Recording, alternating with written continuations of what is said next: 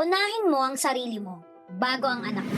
Bakit? Ang dami nagsasabi sa akin before na sino ang uunahin nila? Anak nila o sarili nila? Lagi nilang sinasabi, anak daw nila. Bakit ang sinasabi ko ngayon sa'yo, unahin mo yung sarili mo? You can never give from an empty cup. Kung ikaw ay ubos na, anong ibibigay mo sa anak mo? Marami na tayong nakitang ganyan sa generation ng mga magulang natin. Pigang-piga na si nanay o pigang-piga na si tatay, kaya pagdating sa mga anak nila, hirap na hirap silang mahalin sila. Kasi sarili nga nila hindi nila magawang mahalin. Hindi ko sinasabi na wag mong mahalin ang anak mo. Mas magiging mahal mo ang anak mo kapag inuna mong mahalin ang sarili mo. Pinakamagandang example nito, pagkakain kayo ng anak mo. Sinong unang kumakain? Sinong una mong pinapakain? Yung anak mo na sobrang taas ng energy, takbo ng takbo, susundan mo ng susundan, tapos susubuan mo, tapos ikaw gutom na gutom. Bakit hindi mo hayaan yung anak mo maglaro muna? Kasi ikaw, busugin mo muna yung sarili mo, tapos saka mo ngayon siya pakainin. Para ngayon, kapag